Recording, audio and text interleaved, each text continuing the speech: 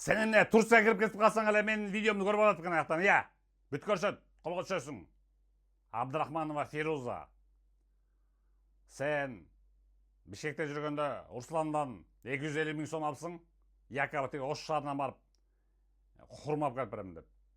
И ошо менен качып кетсиң. Мына көрүп койгула фотографиясын.